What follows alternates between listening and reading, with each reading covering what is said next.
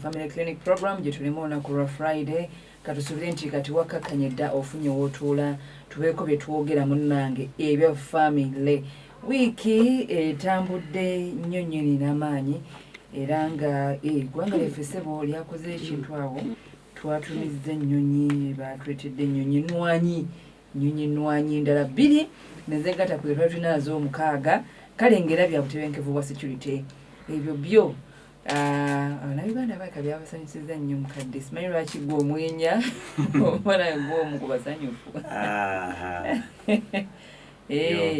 Uganda enyuma bimu ku bye twafunye wiiki eno Uganda enyuma so naye nga n'omukyala Myamya Wangadya yavuddeyo n'ayogera ku nsonga manyi webya human rights mu ggwanga lino naga nti awulira ekigambo eggaali ab'eggaali abo bwe tuwulira mubakwate bakwate babagalibwe nisomanyi bw'eggaali alimanyi bulungi eggaali kale lwakuba nti ekyo kitukalubirizaamu kiri kimu nti olumu Myamya tuba tumulinze nnyo omukyalo oyo ku nsonga zitwabya ddala nga zo zitunyize wonna okuteerawo kibayita eddembe ly'obuntu tutamulaba bw'ayimuse naye kale kasita atandise okuyimuka katutandikira awo ku kyeggaali alekerera olusozi n'ayimukira ku bagita nkulukuku ebeera nkulukuku kyekiswa akantu akatona ako omwetaaga ku lusozi naye avaayo ku nkulukuku yes naye nga Uganda etambula bulungi campaigns zikyagenda ddala bulungi mu maaso abantu beesunze ennaku z'omwezi nga 15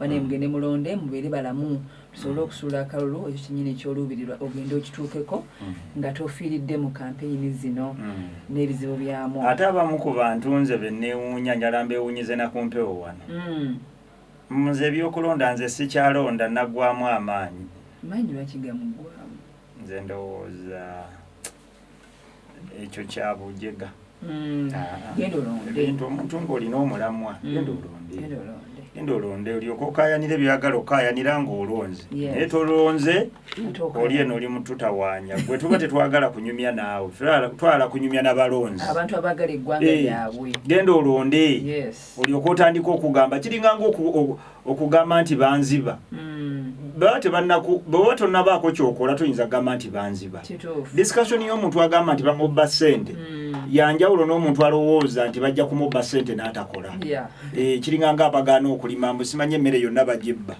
kati ffe twaggulawo enjogera olya n'omubbi omubbi kyakulekerawo kyakolaki kubanga omubbi talifuna maanyi kutema amatooke gonna gamala mu lusuku kuba naye agira byanguwa temako amatooke 2 n'adduka nze n'ensigaza amatooke 15 soluusi mangi kuliddewa kati n'akalulu akangi tekabbika NRM tosobola kugibba bululu bwayo nga muyiiseeyo mwenna aba NRM abagiwagira nammwe abasimanyi nupu tosobola bw'omuyiwayo mmwe abanupu obululu nammwe tebasobola naffe ba independent tosobola kutubba kalulu kaffe bwe tuba tuvuddeyo ne tulonda ffe gwe tunaaba twagadde era ba independent nammwe ate njagala kubasaba mulina nnyo okwebuzaabuza ne bobeera independent noonya kwabo abalina ekibiina ekyomulamwa nze gwe naalonda mumanyi bulungi nnyo gwe lidiyo mumanyi gwe naalonda tokiraga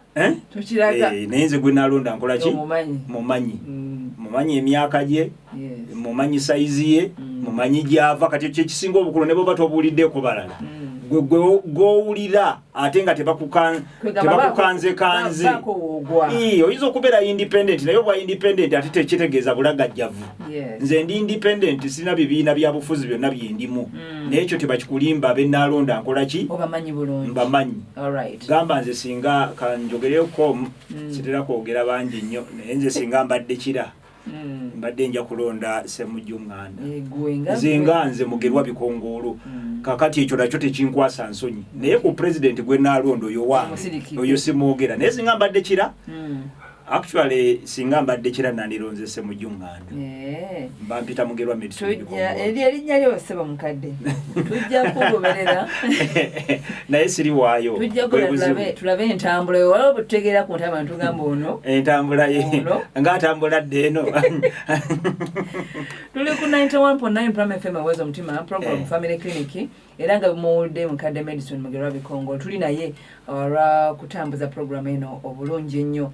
Tutambulira ku mulamwa go tutera okuba n'emiramwa gyaffe gye tutambulirako for some time olw'okwagala okugumiza ensonga n'okakasa nti omuntu ali eyo towulira buwulizi naye oyiga n'okyusa n'omanya we wakolako ku nsobi ne weetereeza ne muno ne yeetereeza amaka tugaagaliza olugendo lumu kubeera bulungi. Kakati wakati ku mulamwa omunene nnyo ogugamba nti love, friendship and commitment tutambudde nagwo kati kutuli eno tuli ku mizeemi egyo habits that destroy relationships. Ate ndidi yanga tunaba nagendayo. Ndowooza oli mukwano gwange. Yes sebo. Toli? Ndi. Bwe nkusaba ky'olina okimpa. Nkikuwa. Okimpa. Yes. Waliwo akayimba. Kannemeddeko nnyo mu mwaka guno gwonna. Omanyi Lydia kamutegeeza ebigambo bino. Abayimbi bonna bayimba. Kati kagambe ennonga bwenkanonya. Aha, kituufu. Survival for the fittest. Kati nyonya. Kyeswa oyo. Actually buli muntu amanyi kyeswa mu mumpere y'ekirabo omwana oyo. Kyeswa manyi simanyi ayinza okubako ku program ayinza obutabaako. Naye nze ndowooza nga tumalako omwaka njagala omwana oyo tumusiime in a very special way. Ndowooza kyeswa singa yali awangalira mu bantu abategeera contribution ye. Abo be bantu bo gazeti nga nobako obateekanga n'okubakkiriza okufuluma. Oteekeddwa okubanga ensi zino ezaffe lwakuba zikyakula bukuzi. Naye brain y'abo abaana nga bakyeswa abayiye ennyimba n'ayiyiza amakwaya ag'enjawulo, ennyimba ez'enjawulo ku level eyo. Abo babakwata bwe ziba mu mawanga agabona alaba America. Kati ne bamugamba ffe tujja kukolako ebirala ebisigadde byonna obwongo bwo buveemu ebyokuba nti onoonya kawunga simanya ate abaana banaasoma batya ffe tukwetaaza kimu tuwe product yo. Actually kyeswa ffe tusobola okuba tetusobola kukutuusa ku ekyo probably ng'ekkanisa ng'eggwanga lya Uganda ng'obwakabaka bwa Buganda naye njagala mu appreciating omwana oyo in a special way. Naye n'oluyimba luno Lydia mu kifo kya kasitaata akayimba ako Lydia njagala kanyumira abantu bonna ke kayimba akasinza okulemera mu bwongo bwange buli wenjira bwe nti survival for the fittest kigambo ate no simanyi nnyo bingi naye nze amakulu n'entomo Uganda sikulese leero entomo etambulirako oba entunnunsi kale gyona yangu okutegeera amangu.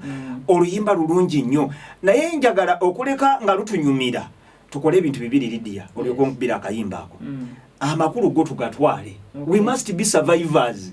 Ekimu ku bisumbuwa abantu balowooza nti obulamu bujjira ku silver platter. Life is not about easy things that come gwe nga bawulira bokolaki boyaga. Nono Lydia okubeera wano watudde. Lydia abantu gy'obagamba olwolukya ne ku radio wano ku muzindaalo wabadde watuulanga w'abantu bangi. Naye obadde n'amaanyi n'okulwanako n'okusoboka solo consistently to deliver. That's why you are there. Ulambo bonna bwakulwana amaka g'akasinda ago galya n'ogayingiramu. Oteeka okuba ng'olina abawala bwewalaga kasinde nti tebateekeddwa kutuulawo. Ate nwana yo ngimanyi Lydia. Enwana yange yeeyo gy'omanyi. Kati tosalawo oba osazeewo. N'olwekyo obulamu bwakulwana n'ekifo w'okolera buli bw'obeera omugayaavu. So kyenva njagala survival for the fittest kabanyumire. Kati ekyokubiri bankolere kino. Tuli mu season eri festive twagitandise by the way. Simanyi oba abantu tebannaba kukimanya. Naye abantu mwente musanyuke. Abantu musale ku myaka muddeyo mubeere bato kati akayimba kano olw'okuba entomo ekatambulirako y'amaanyi bajjewo obutebe bajjewo simanyi buno buki obumeeza kakati akayimba kano Lydia akuwadde mwabali abawuliriza ku radio enkumbi soko suleri muzine nze sina buzibu na muntu yesanyukira abantu musanyuke mu mukama waffe Yesu Kristo fe tujja koma oluvannyuma lwa kayimba abaana ba His Majesty Choir era ngo muwandiisi ye Amos Cheswa mwalimu nyina ku sente ze Lydia oyina ku sente ze Cheswa incontacting olyo ku sente zange nyina ku sente zo omanyi leero Lydia kamtegeze ekintu kimu nze omuntu kasitakola ekintu ne kingenda ku mutima era bayira wa abantu abamu ekibakuumidde emabega temumanyi kusiima birungi bw'oba yala Katonda akuwa omukisa buli muntu alina ekintu ekirungi kyakoze ng'okiraba kisitudde kyembalende okwogera saala kyogera ng'okiraba kirungi nga kirungi musiime Cheswa nyina ku sente zo zenjagala olye olwalero gwe kasita ompulira boti bayira we mu mugambe oluva benti mu studio agenda aliyo ku sente abana nolabira ddala ekintu nga kiwooma ate akadongo ako lwakuba tosobola kajjayo mangu tududu omanyi kakati ffe Katonda be yasaasira Lydia akamutegeeza ekigambo kimu ffe twali tukyali bato twaziniranga kulingala oyo kati Yesu bwe yatulokola amazina gali agatali ga Yesu twagavaako kati omwana bwatukubira oluyimba n'atuteeramu tududu oba butukolera bane muyiye ennyimba naye nga zirimu n'ebiwooma Cheswa tukwagala nnyo ne banno bonna b'oyimba nabo Mukama batuwere nnyo omukisa amiina mikono gyaffe otufuna ku 91.9 Prime FM waliwo n'agamba nti agala kulaba wano oba nkola entyanje kutunuzeemuko waliwo afiira wagamba njagala kulaba Lydia kubali ku social media yo kunfunira emubulire nejjayinza okulabira naye kati at least yakulabireko kaawo andabyeko yenze Lydia munnange nze n'okumbuuzaako tambuuziza kaga njagala kulaba Lydia akwiseko buyisi abeeseko buyisi nga yenze andabye bulungi naye kankubulire ne wano osobola okutulaba bulungi bw'oba ogenze ku www.closeradio.tv/awr Prime Radio tuli live obasobola okutulaba bulungi so nga ne ku mukutu ogwa www.primeradio.co.ug guzigirire oyo atasobodde kufuna frequency eya 91 ne 94 otufuna bulungi nnyo www.closeradio.tv/awr Prime Radio otufuna bulungi nnyo tuli mu Family Clinic era nga modo juwe tutandikiddemu yeeyo mukadde hanze na kusiima naye nga nkutegeezeza nti tutambudde n'omulamwa omunene nnyo agugambye nti love friendship and nja kutawaanya nnyo wow she's very beautiful like her voice ono ngenda mugoba ku TikTok yange ali mu kuwaana gwe ogambye abasiimirawo oh no bamuyita Helen ne bambi abantu abasiima bannaabwe Mukama bawe nnyo omukisa omanyi Lydia kamutegeeza abantu balina emitima gy'ekirogologo buli bulaba omuntu kati ka message nga kano Lydia kaba kamukoze bulungi Mukama Helen weebale kusiima webale kusiima tukwagala nnyo and thank you so much for following olwaleero Lydia njako kujja ku TikTok bali kuno bawaana gwe banalaba bikalungi kenkoze bali ku Lydia wano simanyi agambye damu otulage Lydia kabaddiremu gumu ngende tukole ebyatuleese wano bademba mulabeko abali ku TikTok ya Omukadde Madison tubagala nnyo we love you so much mwebale okwiranga mugoberera n'okuwuliriza Family Clinic yene yaffe every Friday tubeera wano nga twogera ku nsonga ez'amaka okulaba nga tugonjoola ebizibu ebitusumbuwa family zaffe ziddewo zitambule bulungi banawewererako kaawo banawewererako awo afazali alright so mbadde bategeeza nti tutambule n'omulamwa omunene nnyo ogugambye nti love, friendship and commitment munono mwe tujja emiramu emitonotono subheadings entonotono era nga saawa tutambula na omutwe gwaffe ogugamba nti habits that destroy relationships obuze obwo obuze obusaanyizaawo abaagalana oba obufumbo oba mmwe abali mu kwedetinga whatever relationship you are in naye nga waliwo obuhabits obutuyingiramu twatandika n'akaze tetwayita nagging mu Luganda ne tugamba nti okuba akakebe okuba akakebe nti ako katamira ddala tekasinga kutama abasajja kuba abakyala ffe tusinga okukakuba newankwadde eriyo n'abasajja abatawena nga batandika nabo okukakuba bakakebe ne twogera juzi twayogera ku muze ogwa anga ne tugamba nti ke kasunguyira era ne tugamba nti yawula nnyo okunyiiga n'akasunguyira. Akasunguyira kano kabeerawo nnyo naye ng'ebiseera ebisinga gw'obeera olowooza nti gwe kugamba gwe banyiiza buli kaseera obeera ovaayo kunenya munno. Yes. Ne tulaba waliwo wano omuze omulala bagamba no mu kasunguyira omwo nti abaami bane batera okutambula n'akasunguyira.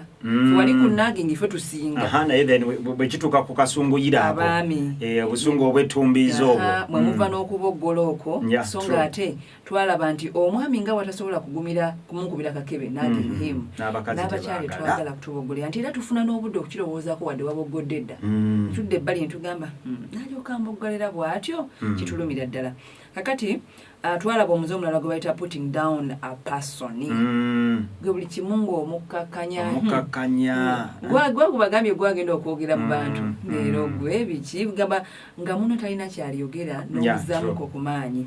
Ne tulaba sarcasm oba okukiina. Kiki ngo ntegeza nga terugwego waluguze tolumanyi luno. I know. Kumbe bambi musajja tuyaluguze ne buli kaseera nga gwe omukiina. Twalaba kye bayita name calling. Ate ng'omuyita amannya g'atayagala. Amabi g'obyadada n'omwagalwa omuyizi oterinnya ebbiba n'agamakanga gaba gatabuse. Abalala balina emize egy'okwonerera. Abalala basika nviiri. Abanga gamba ng'ayagala okufuna attention naye ng'engeri gy'akugambamu gwe ndiko kyawo n'abako kyakubaawo okwonerera nekutabula nnyo abantu oli n'anobera ddala n'agenda nti yalinga akwonerera. N'enjogera engeri gy'omugambamu ku muze nga kusi nnungi.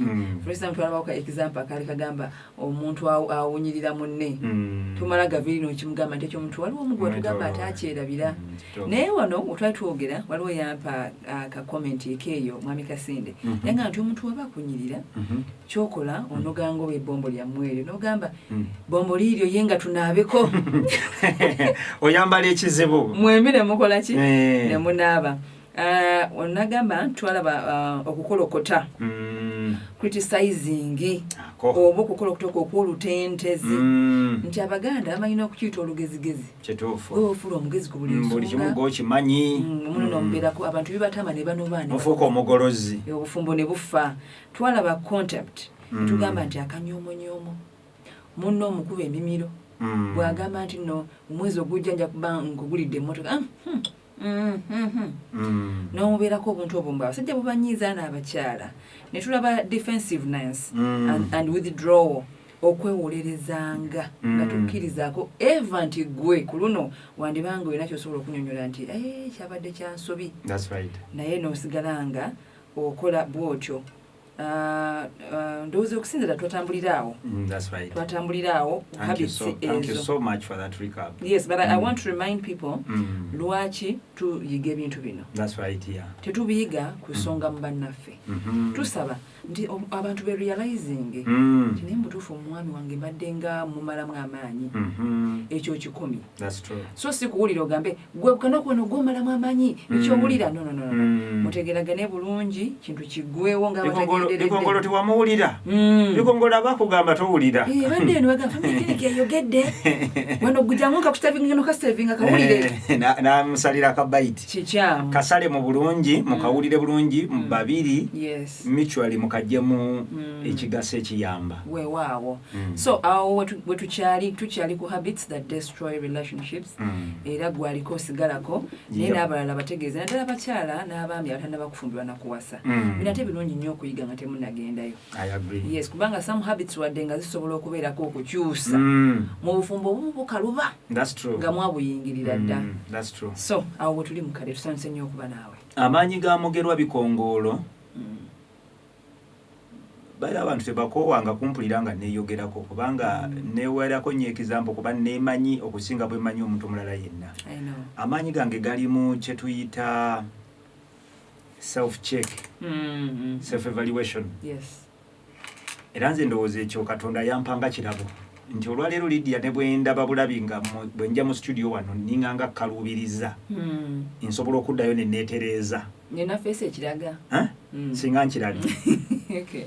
Singa nkirabye.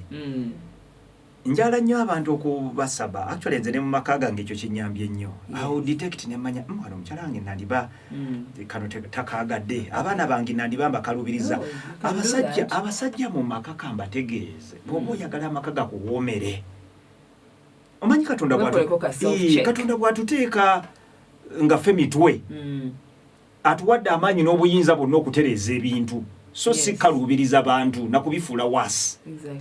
I keep challenging myself ngamba what can I do better to please my wife. Mbabulira amazima.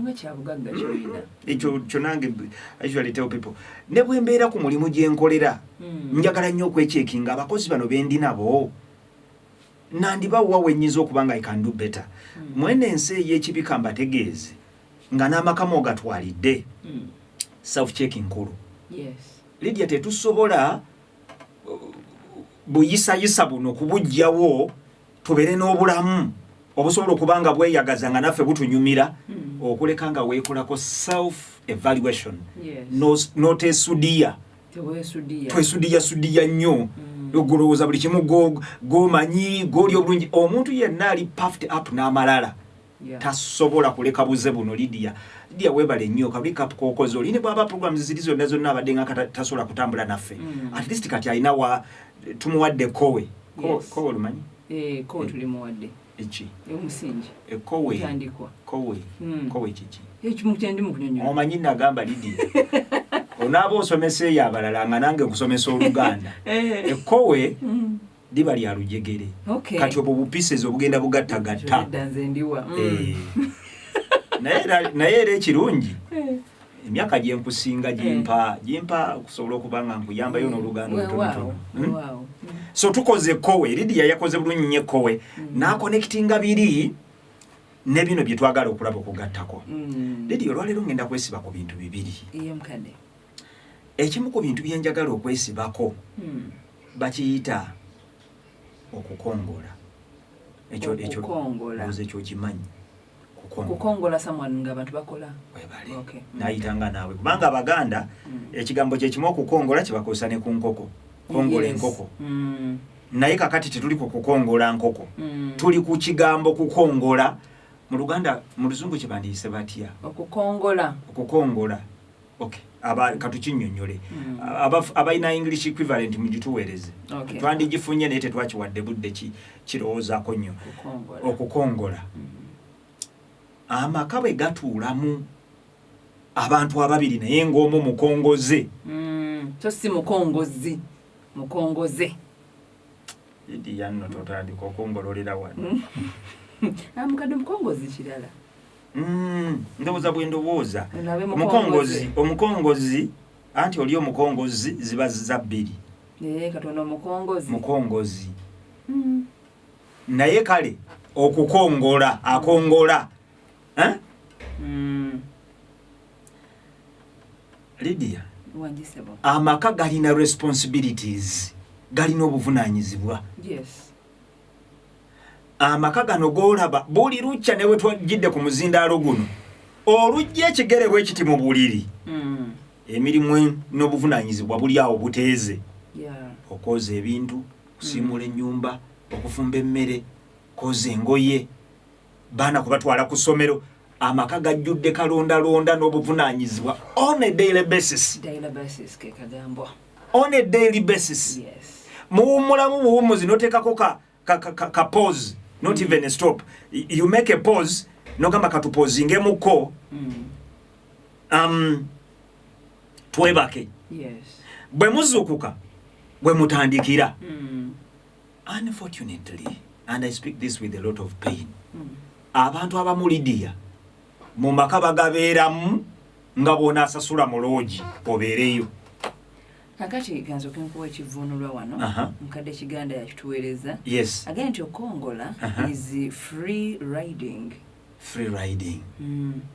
kugamba no riding wano bakola alese akagambo goli ku kaweweevu tuyanza nnyo mukadde Kiganda webale nnyo ssebo ate webale ne ku program okubeerako njagala abantu Lydia bategeere ekyo mukadde Kiganda kyayogeredde ddala is what a good number of people do ali ku kaweweevu naye abantu balwanagana n'abaana gwe kankutegeezeze ndabidde ku family yange I've always been busy nga ne mukyala nga ali busy. Emirimu egiri so demanding atambula nange ntambula.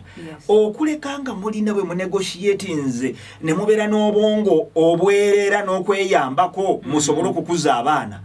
Munno obufumbo bumutama within just a year nawulira ebintu nga bimutamye. Kumukongola. Ntumiddeko waliwo enkoko. Situmidde enkoko kubanga of course kuba omuyinza obutantegeera bulungi situmidde enkoko. Naye waliwo enkoko etaba na byoya wano. Yamuko eyolulagolago naye ffe twagiyitanga mukongolaasi mu ngeri olusirowooza nti Luganda nkoko ya mukongolaasi erina erinnya bamukongolaasi tosobola kufuna ssanyu abantu bonna ne bwoba temuli mu maka naye nga you're not making a contribution ewantu wonna wooli. Those are the most unhappy people. The most unhappiest boyinza okwogerako. Naye sinkola yange kuwakanya Ellen G. White. Omu ku bawandiisi bayita Ellen G. White yakola title naye babaji mubatiza kubanga nze nange nalowooza nti mu bintu bye siye. Yagamba mbo Isaac's marriage is the happiest in the Bible. Nika kati ebyafaayo ku maka ga Isaaka mu Bible lidi obimanyi. Nagoberera program eno. Can you tell me that is the happiest marriage in the Bible? Manyi lwaki nkireetedde awo kimanyi naawe nkutabudduga ate tuvudde tutya ate ne tujja wano.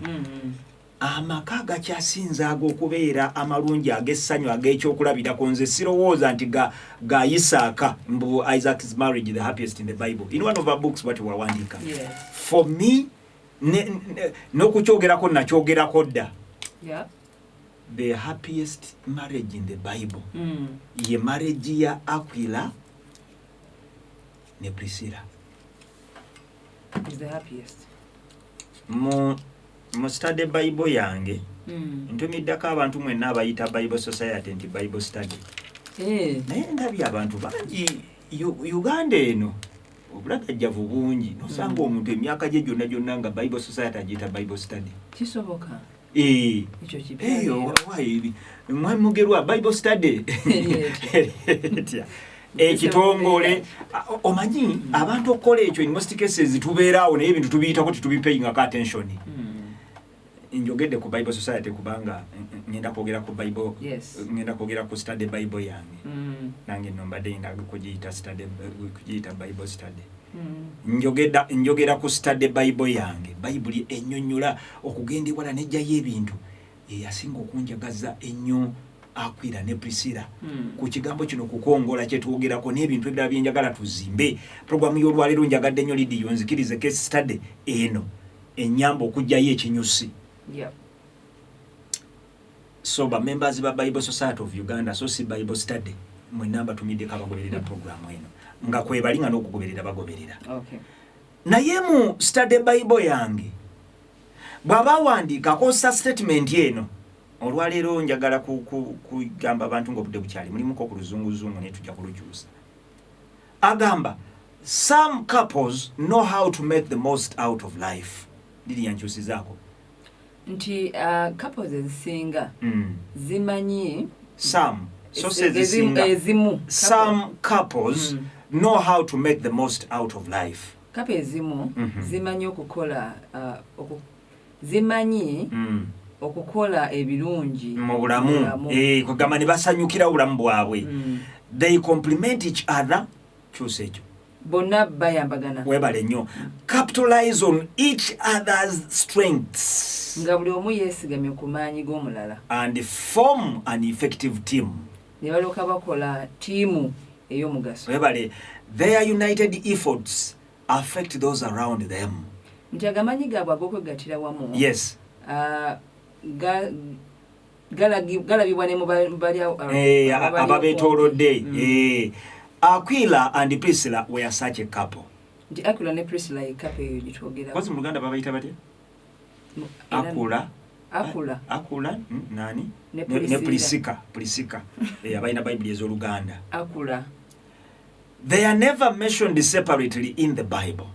nti bantu tebabaawukanyangako mu kubanyonnyola mu By the way, obadde okamanyi agoberera programu eno abantu bangi bwe babeera baboogera basobola okwogera ku Isaaka nga teboogedde ku mukazi we naye Bayibuli genda ogikoleko research study Bible yange yandaga Aquila ne Prscilla buli we baayogerangako omu andi Aquila andi toyina wogenda kusanga eno statement mugende muginoonyereze omanyenze bino byensinga okuwoomerwa mu Bible nze nkola nnyo study Bible gye nnyina study Bible ngenda bawa nsumulula osuna kiyika byoyagala na study Bible eno nagigula esente za Uganda emitwalo 35 njagala abantu ba investing mu spiritual life yaabwe yensonga lwaki kano nkanyizeewo don't go so simplistic nyina Bible yange y'Oluganda nsomayo wana akanyiriri musubwa ebirungo bya Bible study Bible zino zikuwa ate ku Bible Sat of Uganda tuzirina many of them emu kundala gyenjo okwagazisa abantu life application study Bible mugere muginoonye they are never mentioned separately in the Bible omanyi lwaki they are never mentioned separately in the Bible buli kintu kyabwe nga bakikolera wamu tekuli mukongozi Aquila ne Prscilla okay. In marriage and ministry they operated as one mu bufumbo ne mbuweereza ogumu ku muzeridiya ogutaataaganya amaka be bantu abali ku receiving end ntumidde ku musajja oba mukazi ng'ali awo naye nga ye alya byalya mwaka ku mwaka n'ameketa ekimu ku kintu Lydia simanyi oba obadde okimanyi actually si ekimu ku ekintu the ugliest for me on planet earth kintu ekisinga okundabikira obubi era ekitonde singa Katonda abadde aŋŋambye nti nkuwadde olukusa yogera kyekiba kisaanawo nga tetuddamu kukirabako the ugliest creature for me kisaanyi it is the dirtiest it is the ugliest kyekintu kyensembayo okukyawa with passion kyetuba tuli abooluganda eki nkyenyinyala nali nkyabeere wa jjajjange eyo ekyankima jjajja Christine Kayanja naye yakolanga nnyo kabalagala twali tukyali bavuka bato ng'alina negundi agateeka menva agateeka mu kasonda awo naye Lydia okumanya ekisaanyi nava mu lubuto lwa mmange nga sikyagala kyagaana okwatagana n'omubiri gwange bwe nalabanga ekisaanyi nga nenkirabako ku menvu eyo payulu ya menvu nga bagimalawo nga sikutteko yadde eryenvu n'erimu kubanga nga mbanga enyinyala nga n'ogatyangatya kati abantu abamu balina omuze bwe nagenda nkula ate nenyongera okukyawa ekisaanyi kigenda waggulu ku miti kisaanyi kyantemesaawo omuti mulambe ewange nengujjawo kirungi ne mukyalange yali tagwagala kakati ne tukkaanya abantu abamu balina emize gy'ekisaanyi kigwa ku ebisaanyi bigwa ku makoola ne biryanga bye byagala ne bizisa ne bimalawo abantu bali mu maka nga sitole ya Aquila ne Prscilla eteekeddwa okubanga ebayigiriza amaka ganyuma nnyo ng'omusajja waatadde omukono n'omukazi ataddewo omukono balwana for the good of their family kati twogera tuli gye tuli naye ng'omukazi gyali ali mu kulwana for the good of the family omusajja gyali ali kulwana for the good of the family alwana for the children okusoma kw'abaana bombi nga kubakwatako nga ne mu kkanisa bona abanoonya nali njogera ku story eno the last time I was speaking here mu studio nababuuza family ng'omusajja w'amaanyi mu kuweereza Katonda omukazi nga munafu mukikola mutya nzikiririza mu family ng'omusajja tumulaba ayagala Katonda we omukazi tumulaba ayagala Katonda we ono afuba okuweereza Katonda n'oli afuba okuweereza Katonda nga kiri Raya mukadde kiri Raya naye kisoboka nkyusiza ku bino Prscilla and Aquila met Paul in Corinth during his second missionary journey. Ndi Aquila ne Prscilla basanga Paulo Corinth. They had just been expelled from Rome by Emperor Claudius' decree against Jews. Bali bagobeddwa okuva e Roma ne emperor oyo Claudius etteeka oba ekiragiro kye yayisa ekigoba abayudaaya bonna. Yes. Their home was as movable as the tents they made to support themselves. Nti amaka gaabwe gaali gasobola okutambula nga bw'olaba ensisira ze weebale nnyo nga tebalina amaka gankalakkalira naye nga tenti ze baakolanga bwe zaabeeranga basobole okuba nga bafuna ejjamba n'amaka gaabwe bwe gatyo bwe gaali. Baali bakozi bazitenti. Baali bawazi bazitenti. Era be baayigiriza ne Pawulo oyo gw'owulira yeewaana ne zitenti be baazimuyigiriza bwe yababeeramu. Nolwekyo Lydia lwaki buno nayagadde mbujjeyo nti amaka omuntu okukongola muno n'omulekera badeni oba n'omulekera badeni abantu abamu balina kye tuyita devotional and spiritual fatigue kubanga ebyokusinza by'owaka biri kusayidi emu. Amaka gye gali Lydia nga maama bw'aba taliwo okukulembera kusaba bamala ne wiki nga tebasabye. And the other way around is also true. Tata waba takubiriza kusaba ewakati tekola kutya tekubeerawo. Omwandiisi agamba nti they opened their home to Paul and he joined them in tent making. Nti basembeza Paulo mu maka gaabwe naye n'abeegattako mukola nga weemeezo. Already ekyo kyokka kyokka Lydia kikulaga kubanga Paulo gwe twogerako yali musajja muyivu, musajja ali influential nnyo, naye ttiimu y'omusajja ono n'omukazi ekolera ewamu ebya Katonda nga ne ssente bakolera wamu ne Paulo yeesanga bwesanze ng'ayagala abeegatteko. He shared with them his wealth of spiritual wisdom. Naye n'abagabira ku bugagga bwe obw'obukkiriza. Kati bino kambi kunyumiza bunyumiza ndyoke ntuuke katundu wali ke njagala tujjeyo ennyo. Ono Prscilla ne Aquila gwe twogerako bayiga nnyo Bayibuli ng'ate bakozi nnyo nga be basupportinga n'ekkanisa to the extent omuntu bw'aba abadde takimanyi be bayamba omusajja omugezigezi mu Bayibuli bamuyita Apollos omulala. Omusajja oyo Apollos yali eloquent. Okumanya Apollos yali musajja mugezi nnyo. Yanyeenya ne Paulo. Paulo biri by'omulaba awandiika mu Bayibuli n'atuuka n'agamba ffenna twaweebwa oli ayinza okubanga mugezi nnyo nze simanyi nze nasimba gwe n'ofukirira naye Katonda ye yakuza kubanga baatuuka ekiseera nga buli bw'owulirira sono ne Paulo yali ayogera yali musajja mwogezi naye Paulo gye yagendanga n'ayogerera Apollos n'ayitayo nga teri addamu kulaba ku Paulo buli muntu abuza Apollos kati Paulo bw'aba awandiika nze munansonyiwa newankubadde ebyo byandiikibwa bitukuvu wali olwendabamu akasajja mu Paulo akasajja ka Apollos kaali kagezi kayitirivu naye mu magezi gaako kaali kakoma kumanya bya Yokaana Mubatiza. Kakati famire olw'okuba nti yali ekolera wamu mu by'omwoyo era olwaliro nga kyentaddeko ennyisiro eky'amaanyi. Sabo be bayamba Apollos. Apollos ne bamugamba nti wakoma wali ku Yokaana we wakoma Yokaana Omubatiza yeyongerayo. Bwe nagenda mu Isirayiri ennaku yannuma Lydia Abayisirayiri abasinga baakomaawo okulanga kwa Yokaana na buli kati bakyalinda okudda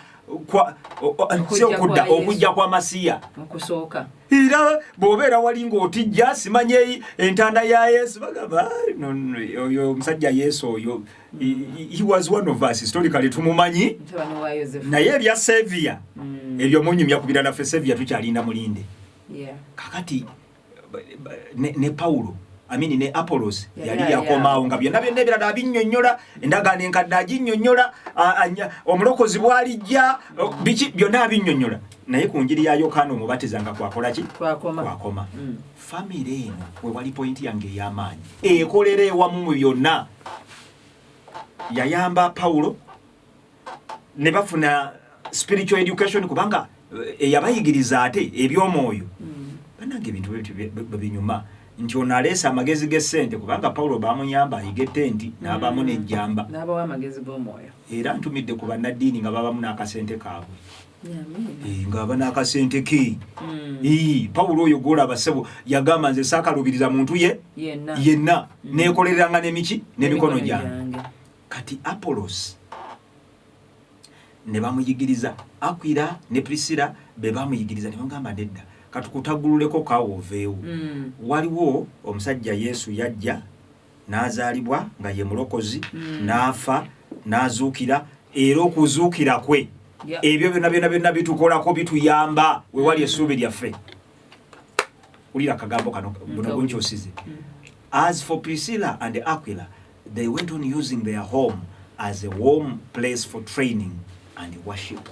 Bo Prscilla ne Aquila basalawo amaka gaabwe gabeere ekifo eky'okutendekebwamu wamu n'okusinziza. Era nga batraininga abantu ate n'okusinzizaamu. Nagamba abantu buli alaba Liliyani amugatteko ye Liliyani mugerwa Prscilla. Bayibuli egambye amaka gaabwe baagakozesa ng'ekifo omujjudde essanyu, a warm place. Waliwo ewantu gy'ogenda Lidiya mu maka n'olabira ddala ng'ebyokusaba basaba kubanga omukadde wazze. Balinga nga be bamalira obudde, omusumba bw'ajja okubakyalira, babadde bakyalira bantu. Naye mbadde ngezaako okugoberera stories. Ekkanisa y'aba Seventh Day badde ba leaders baayo ab'enjawulo babadde bakyalira bantu. Naye abantu abamu babadde baggala n'amaka gaabwe abasumba baleme batuukako. That is how sad it is. Naye kabategeeze temukolanga kintu kya bujega. Omusumba okujja ku kadaala ako, ku botiiki yo, mu supermarket yo, bannange mugirwa newankubadde ebimu nnyinza okuba sibitegeera abazze n'emikisa. Kakati bano amaka gaabwe baagawaayo olw'okukolera ewamu nga we bayigiririza abantu n'okusinza Katonda. Back in Rome, years later, they hosted one of the house churches that developed. Chusaako. Nti Rome eyo emyaka egyali giyiseeko baali bakyaza. Bakyazani? They hosted one of the house churches that developed. Be batandikirwako ekkanisa eyakulira. Bino ebyamakanisa g'olaba agatandikira wakati ebyakatandika kati kanisa amakanga weegali.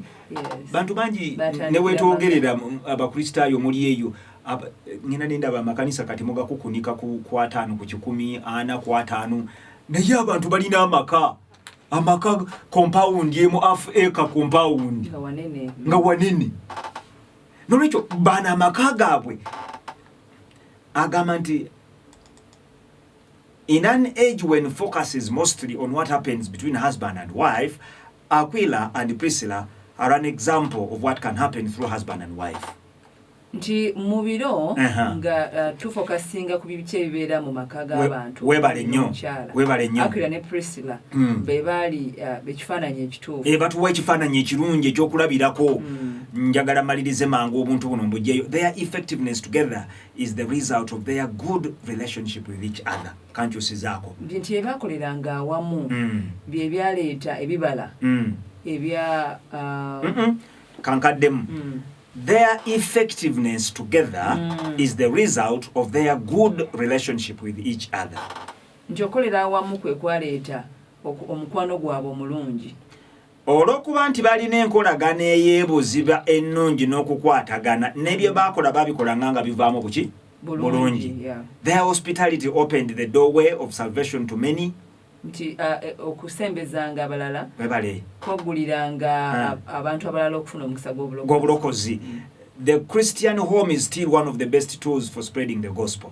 Nti amaka amakristaayo gakyali mpagi nnyo mu kutambuza obubaka buno obw'obulokozi. Kakati babuuza akantu kano ke mbamaliriza nako, do guests find Christ in your home? Ne babuuza nti no, abagenyi bajja ewuweeyo Kristo bamusangayo. Njagala Lydia neewole eddakiika ziringanga 7 tuzimbe ekintu kino eri omuntu atuwuliriza ku muze ogw'okukongola. Baali tebasobola kukola bino byonna bye tusomye ebitunyumira. Lydia yaŋŋambye tuwe ku nnyiriri tubasangawa.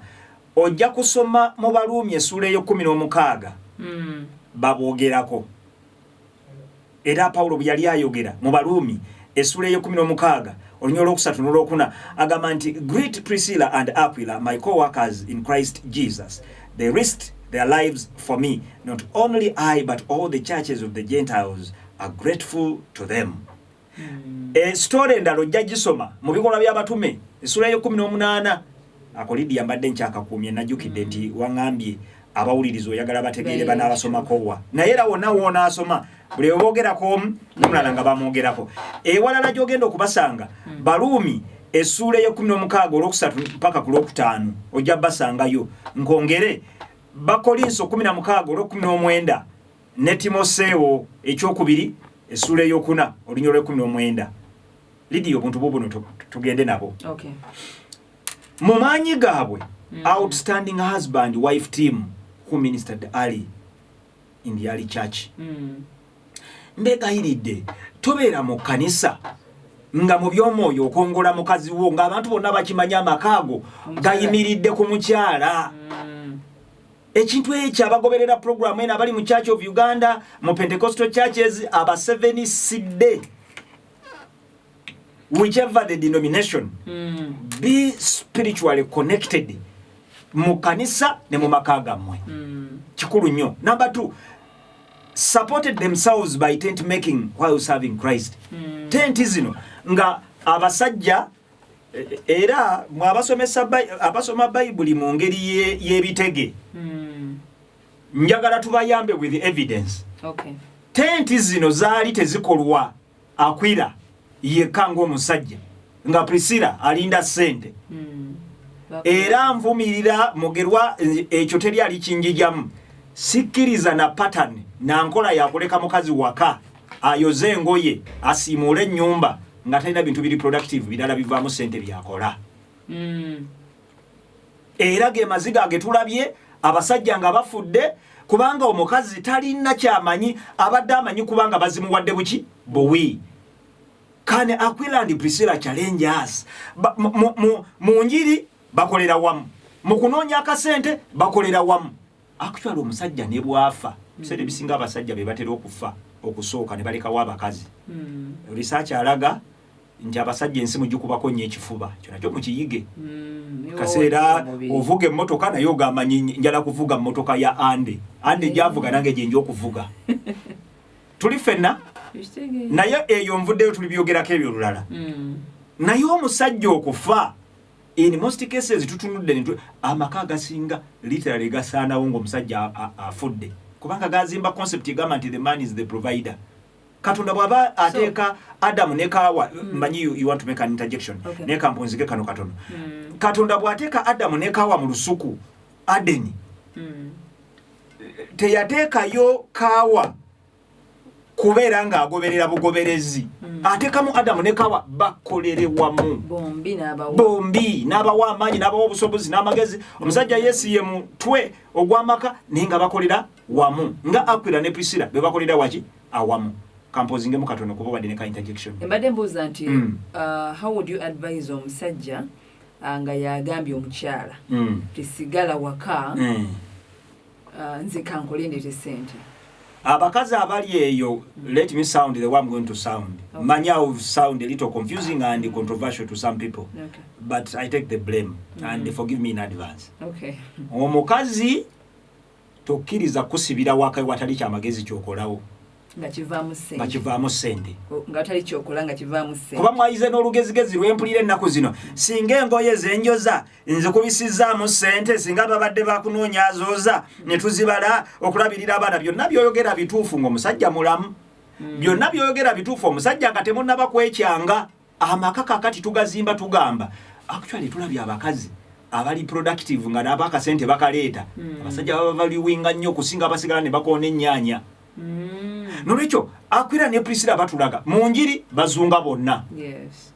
Mutenti era ekintu kyendabanga kyenkyayi missing ennyo singa kyali nnyina kyennyinza okkikolera buli wendi ku bituuti nandibulidde nga na mukazi wange kituufu abeera gyali naye aweereza akola naye ekisinga okunnuma kye nandisinza okwetaaga nga nange ndi naye tukola ffennaawo kubanga enjiri bweti ewooma nnyo.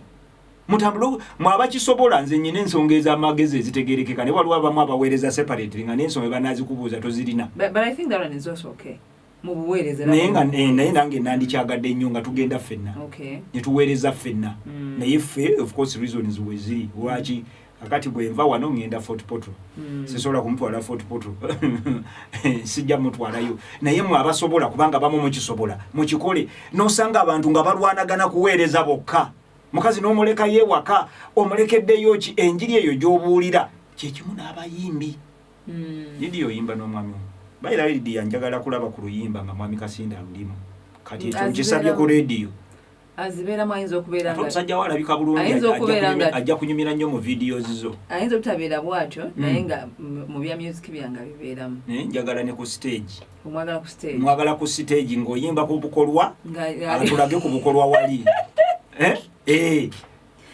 abayimbi naddala zikwaye kikyasinza ozireetera obuzibu nze mukyalange muyimbi nnyo by the way singa Lilian yomu ku bayimbi abalungi teyatu samplinga mwami naye era bwe munaalaba nga tuyingidde okuyimba nze tujja kuba tuyimba na Lilian tunayingira mu myaka emeka simanyi naye point weri eri serious Lydia gyensaba abantu batwale kwayeze kizisse nze you can't go with my wife ng'omutwala wa mbo simanyi yagenze kukola practice ng'ate ze siriyo kwaya zonna nga munazizimba ne ziraba amakulu muyingize musajja na mukazi bayimbira omwo wasi ekyo bombi bafulume wasi kyekyo mugobe omukazi actually kwaya mmwe kwaya amanyi kwaya ezinjagala kontono naye muli njagala gye bujja buli Lydia akyogedde ng'asaaga naye buli mukazi omufumbo yenna ng'ali mu kwaya nga temulina musajja we ng'ate naddala waliyo entalo mukazi mu mugobe addeyo omusajja wako mu mutuma omusajja kubanga ekituufu ekyamazima Akwila ne Prscilla bakusanyusa enjiri yabe bagibulira wamu esente zabe bazikolera wamu as much as possible mukolere wamu akalala kakano Lydia yes couples have an effective ministry together can have an effective ministry together era ekyo nze nkisaba Katonda actually nzize nga njogerako nnyo ne mukyala wange mujja kulaba nnyo nga mugerwa ne wankubadde oluusi emirimu gyaffe tegitusobozesa naye Mukama kati kyensinga okwegomba ennyo okulaba makyazi tuba bize buli omu alina byakola njala nnyo okola na mukyala wange okusinga ekintu ekirala kubanga that way n'abaana bamwe bayiga nti yes mwena muweereza Katonda ne muweerereza waki wamu number 2 amaka gakyali valuable tool ennyo ey'okubuulira enjiri naye Lydia toweerabira olwaleero case study mwenzimbidde ekintu kino ku nsonga ku muzoogu kukongola abakongozi Lydia tolina njiri gyogenda kwegatta nange mbu tugende tubuulire enjiri oba tuyimbe ffenna mbadde ndi ku baana njoze engoye ngabirira baana weebase kati essaawa ez'olweggulo ssaawa 12 zituuse ng'oneegattako tugende tubuulire enjiri ffenna tugenda na busungu kubanga nkulaba oli mukongozi nolwekyo nga tunaakolere wamu everybody must find a part to play akasembayo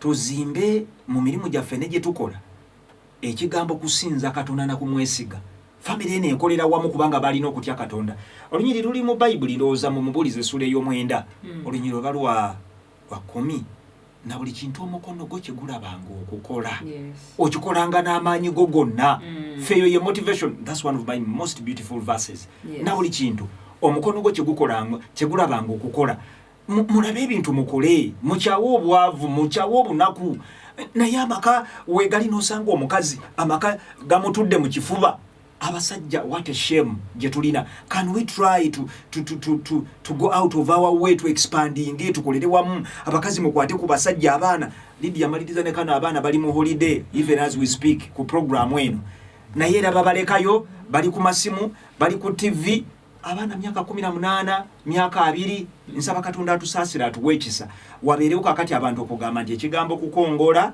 kulekera bannaffe omuntu atayambibwa ataweereddwa support atandika okutunulira nga burden Lydia teriyo kintu kisemaka the moment mukazi wo lwatandika okutunulira omusajja nga burden ng'okongola respect yegenze waliwo kiri ekigenze kyogere Lydia kyomuwadde omukisa kivuddewo ekyo kyogere omukwano guvuddewo webale nnyo mukwano guvuddewo kingoyogera nga ayagala okwogera ekigambo ki so byonna ebyo bye mukaayanira ebibasumbuwa bw'oba tokolera wamu n'ebiri togenda kubifuna badde Mukama abampere omukisa mukadde nga tuclosing awo Akwila ne Prscilla bo batulaze nti bakolanga nga bakolera wamu. Yes. But this kolera wamu okwaffe kusobola okwawukanamu. I hope so. I believe so. Yes. Kuba nti nonze. I believe you so. Nkedde kukola ku radio.